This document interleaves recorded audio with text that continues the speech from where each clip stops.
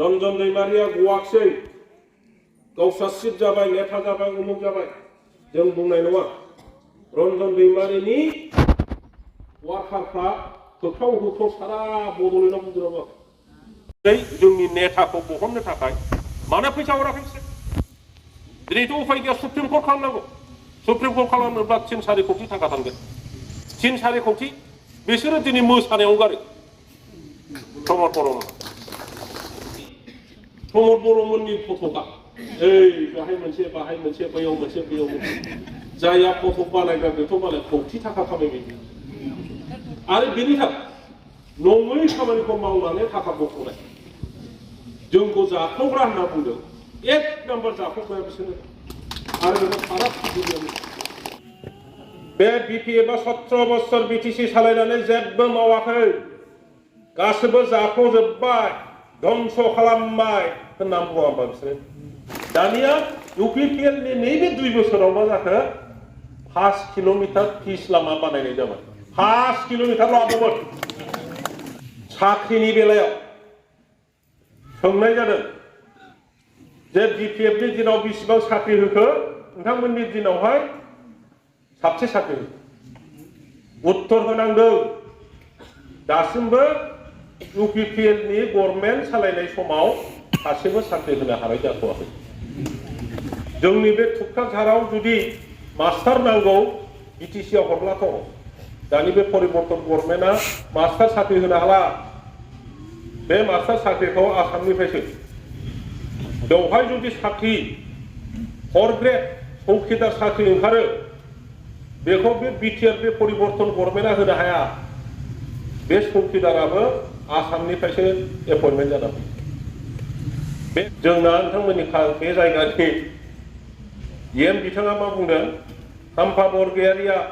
रायजो राजाफोरखौ मिसलिड खालामदों बिब्दि नङा साख्रि होनो हानाय क्षमताया दासिमबो बिटिआरजों दङ फैगौ अक्ट'बर आरो नभेम्बरनि गेजेराव जोङो बिना फैसा 1100निबो बारा साख्रि होगोन होनदों ना होनाखैमोन बिटिसिनि दिनाव फैसा होनानैसो साख्रि मोनदों जोंनि दिनाव रावबो गरसेबो साख्रि होनो हाया दिनै अक्ट'बर जोबनोसै मा थारिख दिनै 29 नङा होमबा 1 मास थांबाय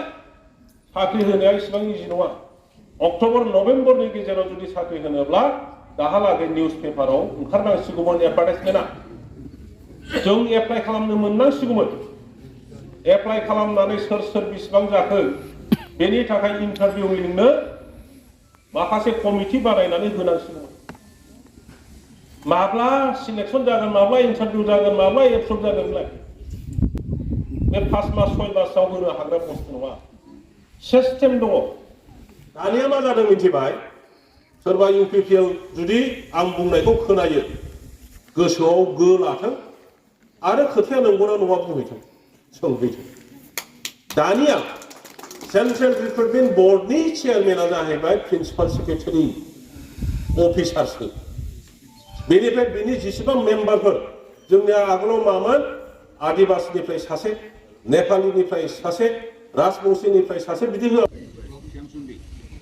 आदिबासीनिफ्राय मा दंमोन जोंहा बै मेन्डे हास्ता नेपालीनिफ्राय दंमोन जोंहा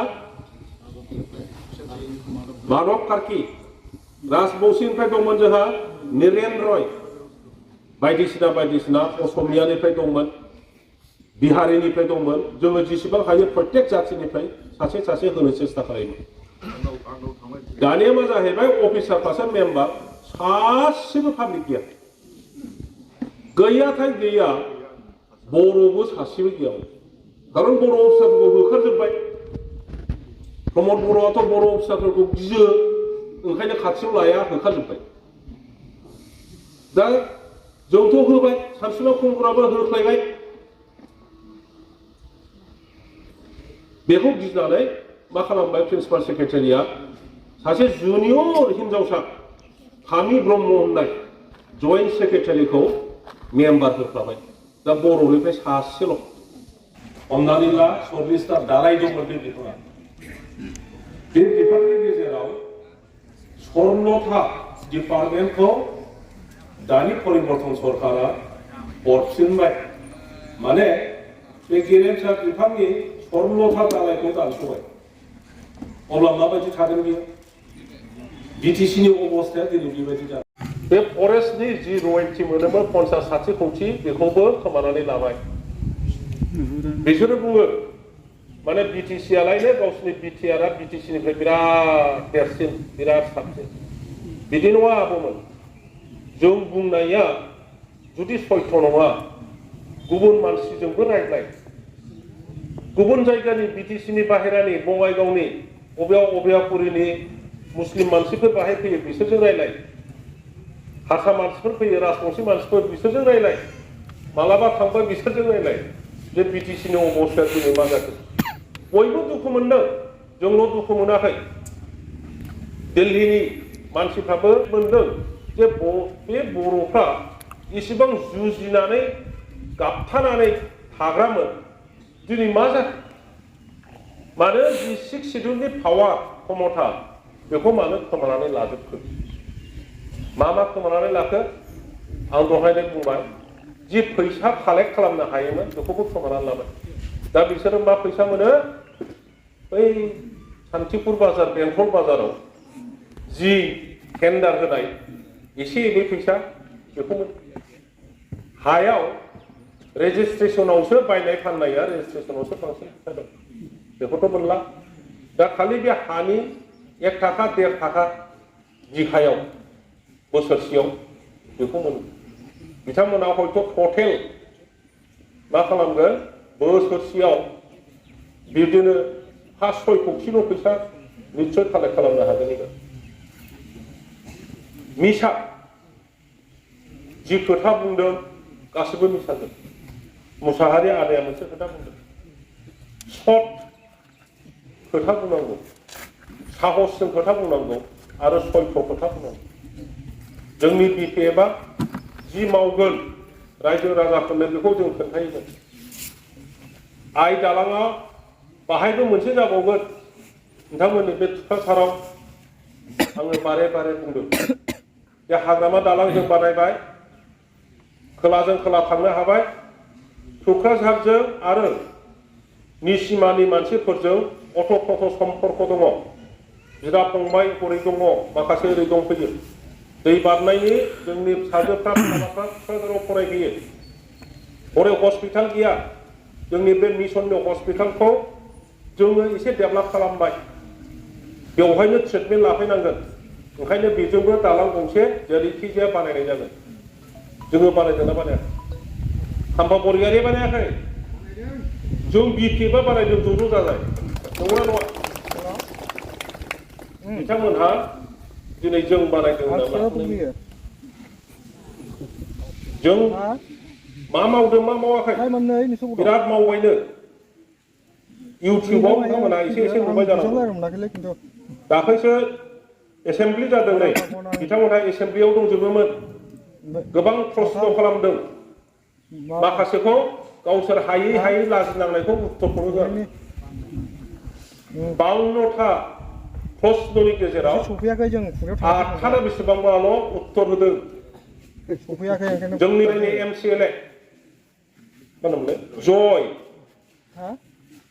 जय होननाया माखासे प्रस्न खालामदों बेयो दाख्लै प्रेस स्टेटमेन्ट होदों हयथ' नोंथांमोनहा मबाइलाव सोरबा नुबाय जानांगौ मा सोंदों बे बिपिएफआ 17 बोसोर बिटिसि सालायनानै जेबो मावाखै गासिबो जाख'जोब्बाय धंस' खालामबाय होननानै बुङा होमबा बिसोरो बेखौनो गानगायदों ओंखायनो प्रस्न खालामदों जे 17 बोसोराव बिपिएफआ जेबो मावाखैनो आं प्रस्न खालामनो लुबैदों 5400 बेसेबांबा किल'मिटार पिच लामा बानायनाय जादों दानिया इउपिपिएलनि नैबे 2 बोसोराव मा जाखो 5 किल'मिटार पिच लामा बानायनाय जाबाय 5 किल'मिटारल' आबौमोन आरो बेखौनो बिराद गिदिर गानगायदों साख्रिनि बेलायाव सोंनाय जादों जे बिपिएफनि दिनाव बेसेबां साख्रि होखो नोंथांमोननि दिनावहाय साबसे साख्रि होखो उत्तर होनांगौ दासिमबो UPPLनि गभर्नमेन्ट सालायनाय समाव सासेबो साख्रि होनो हानाय जाथ'वाखै मा जाखो बियो दाख्लै आङो मोनसे खोथा बुंदोंमोन जे दिनै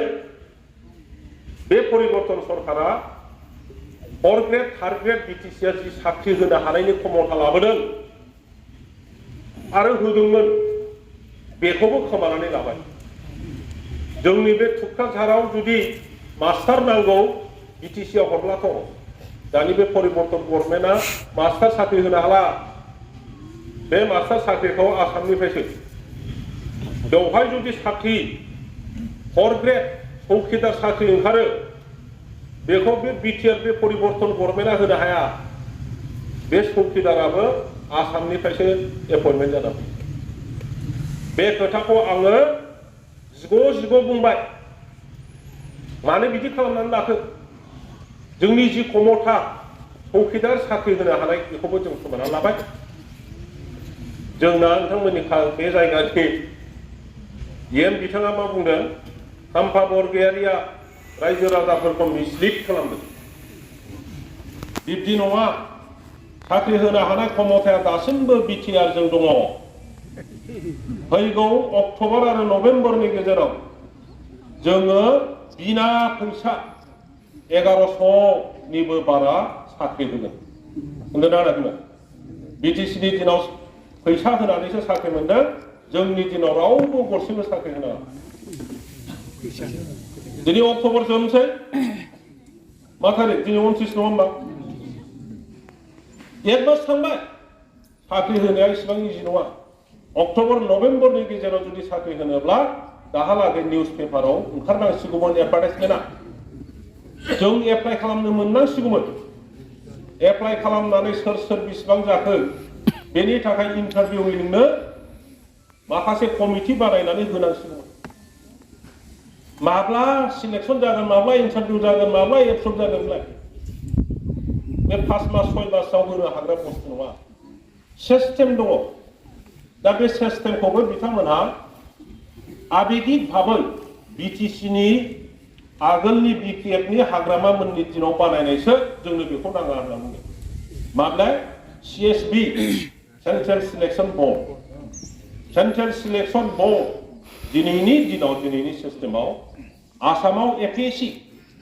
APSC नि दारै जुदि सिलेक्ट जाया रावबो साख्रि मोनसेबो होनो हाया जोंनाव APSC सोलिया 6 शिड्युल सा ओंखायनो जोङो CSB सेन्ट्रेल सिलेक्शन बर्ड बानायनानै बिनि दारै सिलेक्ट खालामनानै साख्रिखौ होदों बिथांमोना फैनानै बिराद दुगासै आरो बे BPFनि CSB खौ दोननो नाङालै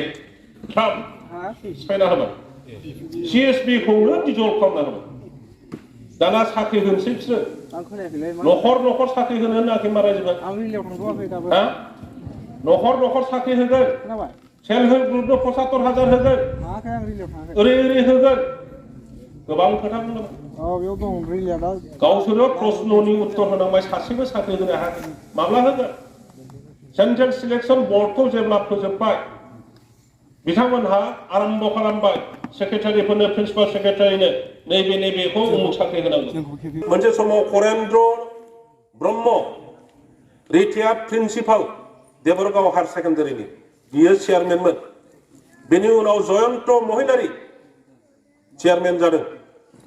बेनि उनावहाय जोंहा दतमानि higher सेकेन्डारिनि principal रिटायार्ड principal Rajendra Nath Basumatary जादों ब्रह्म जादों अफिसारा मा जायो मेम्बार सेक्रेटारिल' जानो मोनो सासेल' अफिसार थायो मेम्बार सेक्रेटारि मिटिं लिंग्रा स्टिक लिरग्रा दानिया मा जादों मिथिबाय सोरबा UPPL जुदि आं बुंनायखौ खोनायो गोसोआव गो लाथों आरो खोथाया नंगौना नङा बुंहैथों सोंहैथों दानिया सेन्ट्रेल रिक्रुटमेन्ट बर्डनि चेयारमेना जाहैबाय प्रिन्सिपाल सेक्रेटारि अफिसारसो बेनिफ्राय बिनि जेसेबां मेम्बारफोर जोंनिया आगोलाव मामोन आदिबासिनिफ्राय सासे नेपालिनिफ्राय सासे राजबंशीनिफ्राय सासे बिदि होआ आदिबासिनिफ्राय मा दंमोनलै जाबाय मेन्दाय हास्ता नेपालिनिफ्राय दंमोन जोंहा मानव कार्की, राजबंशीनिफ्राय दंमोन जोंहा नीरेन रय, बायदिसिना बायदिसिना असमियानिफ्राय दंमोन,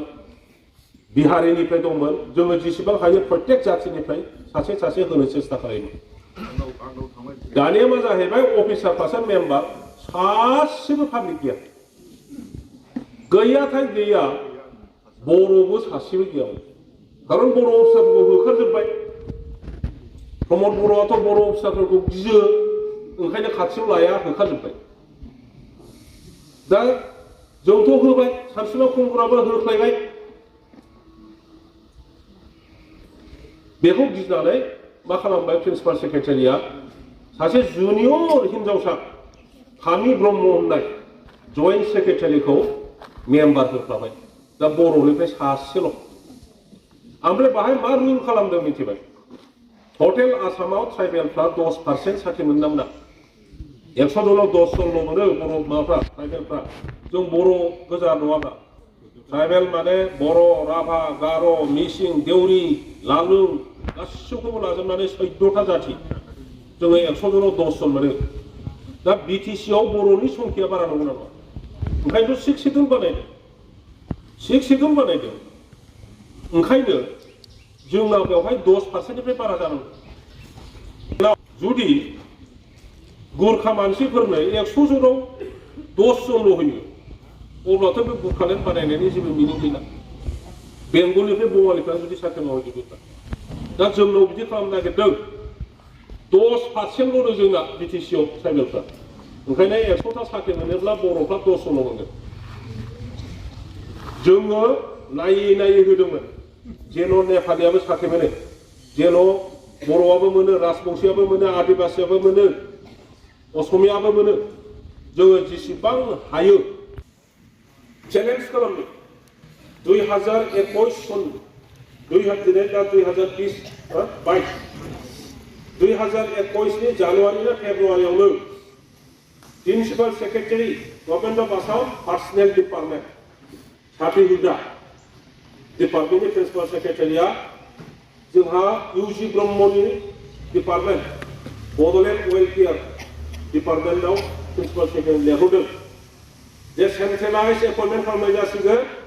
ओंखायनो बिटिसिआव जेसेबां थार्ड ग्रेड 4th ग्रेड साख्रि दं डिटेल्सखौ हरनांगौ। Principal secretary Bodoland welfare department बियो बिटिआरनि प्रिन्सिपाल सेक्रेटारि लेंहरदों आरो बै समावनो बिटिआर एबा बिटिसिनि प्रिन्सिपाल सेक्रेटारिया जोंनि बिटिसिआव जेसेबां 4th ग्रेड दं 3rd ग्रेड दं साख्रिनि डिटेलखौ आसाम गभर्नमेन्टनो हरखांखाबाय। आरो बेखौनो साख्रि होनो थाखाय दाख्लै इन्टारभिउ जानाय नोंथांमोननि बाहायबो जादों ना? नोंथांमोननि बाहायबो जादों। दा बेखौ बुंनायाव नङा होनना बुंदों। नै दा एपइन्टमेन्टआ होनोसै आसाम गभर्नमेन्टआ मोनो। नायदो नोंनि बे भिसिडिसिनि सेक्रेटारि थाया मा? बेबो अबेबा गवालपारानिफ्राय फैनो हागौ, नलबारिनिफ्राय फैनो हागौ। दा बेबायदि अबस्था खालामदों परिबर्तननि नामाव। जेबो गैथारला बिटिसिआव, लासिं सिंजों बिराद लासिं। दा लाजि गैयैफ्रा मा खालामदों? फुटबल मेच होफानानै गिदिङो। दाख्लै खालामलायबाय 6 शिड्युलनि बिराद गिदिर माबालायनो। बे एसे मबाइलफ्राव नुवाखै होनबा? नायग्राफ्राथ' जोंनि सेंग्राफ्राबो नायोना, लागायना होदों स्क्रिप्टखौ। नुदों नुवाखै? बेबायदि बेजों टाइम पास खालामबायब्रा मानसिफोरखौ एसे गुड हिउमाराव दोननो, रंजाहोनो। मा खालामबाय? सामफानिफ्राय आराम दं गावसिनि फट'गारा आइयो हजोंथारदो टाउनाव बिबार बारनाय बेबायदि प्रमद बर'मोननि फट'गा। ओइ बाहाय मोनसे बाहाय मोनसे बैयाव मोनसे बैयाव मोनसे। जायहा फट' बानायग्रा बेथ' मालाय 1,000 थाखा खामायबाय। आरो बेनि थाखाय नङै खामानिखौ मावनानै थाखा बख'नाय। जोंखौ जाख्ल'ग्रा होनना बुंदों। 1 नाम्बार जाख्ल'ग्राया बिसोरनो। आरो बेखौ फाराग गिदिङो। मा जाखो दाख्लै श्रीरामपुराव? सिगां नुदों नुवाखै? सोर सोर हमजाखो आरो सोर सोर बिसिबां? प्रमद बर'नि पार्सनेल सेक्रेटारि धनन्जय ब्रह्म बिथाङा लायनो 14 कौटि 45 लाख 14 कौटि बेसेबांनो 45 बेसेबांनो 45 14 कौटि 45 लाख थाखा बिजेपिनो दान होदोंलै धनन्जयआ फिफाया जाहैबाय रिलियाव मोनो बे आनससियेल बायदि रावजोंबो गामियावबो मिलाया बे मानसिया बहा 14 कौटि थाखा मोनखो श्रीरामपुरनि बुजिना बुजियाखैसैलाय श्रीरामपुरनिफ्राय प्रमद बर'नि फैसा लाबोनाय बेनो दोनखोमाजोब्बाय दा हमजाबाय चान्स लाबाय निश्चय दे बेखौ होमबालाय दान होनाय देखायदो मिथिबाय खोथाया बिदिसो दा आंखौ बेखौ बुंनायखाय गावसा देहायाव नांहैनानै आंनि एगेन्स्ट केसबो होनासो आंनि ओमफ्राय माबा मोनसे पुलिसफोरनो कमप्लेन खालामनांगौ सिखिनो हागौ गिदा नंला